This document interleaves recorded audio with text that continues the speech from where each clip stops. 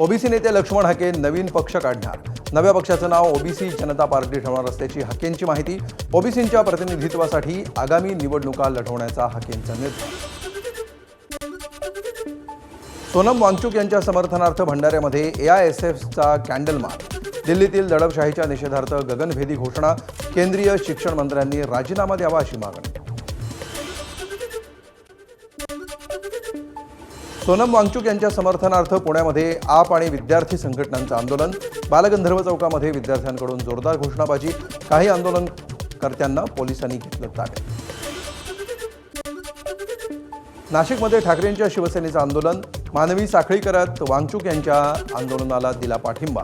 केंद्रीय शिक्षण मंत्री धर्मेंद्र प्रधान यांच्या राजीनाम्याची आंदोलकांची मागणी।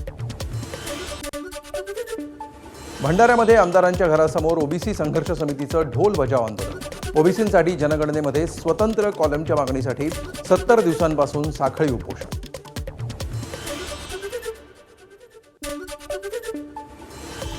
धाराशिवच्या आठवडी बाजारातील सुविधांअभावी काँग्रेसचं चक्काजाम आंदोलन। मागण्या तातडीनं पूर्ण न झाल्यास तीव्र आंदोलनाचा इशारा। मंत्री गिरीश महाजन यांचे बनावट फोटो व्हायरल केल्याप्रकरणी पोलिसांची मोठी कारवाई। संशयित आरोपी भारत बालाजी म्हस्के पोलिसांच्या ताब्यात। गोंदियाच्या तिरोडा नगर परिषद सार्वत्रिक निवडणुकीतील डेकोरेशन आणि केटरिंगचं बिल काढून देण्यासाठी मागितली लाच। नगराध्यक्ष अशोक असाटी आणि खासगी सचिवावर गुन्हा दाखल। बिल काढण्यासाठी मागितली होती 1,20,000ची लाच। पुण्याच्या जुन्नरमधील बंद शाळेतून 3 किलो गांजा जप्त। इनोवा आणि ॲक्टिवासह 10.5 लाखांचा मुद्देमाल जप्त। एकाला अटक, 2 आरोपी फरार।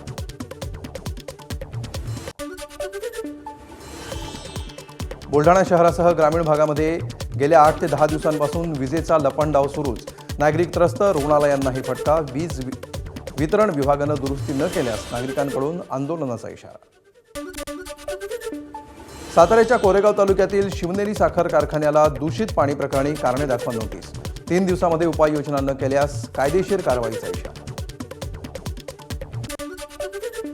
रत्नागिरीच्या दापोली तालुक्यातील डोंगराला भेगा पडल्यामुळे मळे आणि सुतारवाडी गावांना धोका। महसूल प्रशासनाकडून नागरिकांना तात्काळ स्थलांतरित होण्याचे आदेश। मीरा भाईंदरच्या गोडदेव गावामध्ये सुरू असलेल्या पाण्याच्या उंच टाकीच्या बांधकामादरम्यान दुर्घटना।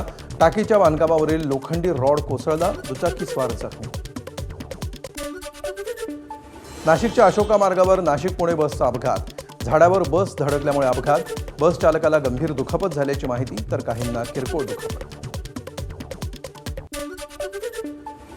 पंढरपुरातील विठ्ठल रुक्मिणीवरील लेपन प्रक्रिया आषाढी यात्रेनंतर केली जाणार। पालकमंत्री जयकुमार गोरे यांची माहिती।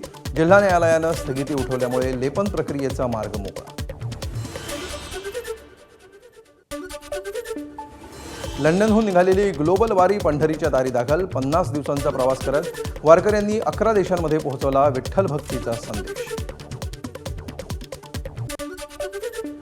फिफा विश्वचषक अंतिम सामन्यासाठी मुंबईत हॉटेल्सना विशेष परवानगी। अंतिम सामन्याच्या दिवशी हॉटेल्स पहाटे 4 वाजेपर्यंत सुरू राहणार। गृह विभागाच्या नियमांचं पालन बंधनकारक। ईशा ग्रामोत्सव यंदा प्रथमच महाराष्ट्रात होणार। नाशिकमध्ये रंगणार राज्यातील पहिल्या पर्वाचा थरार। ग्रामीण भागातील नॉन प्रोफेशनल खेळाडूंनाच या महोत्सवामध्ये सहभाग घेता येणार असल्याची माहिती।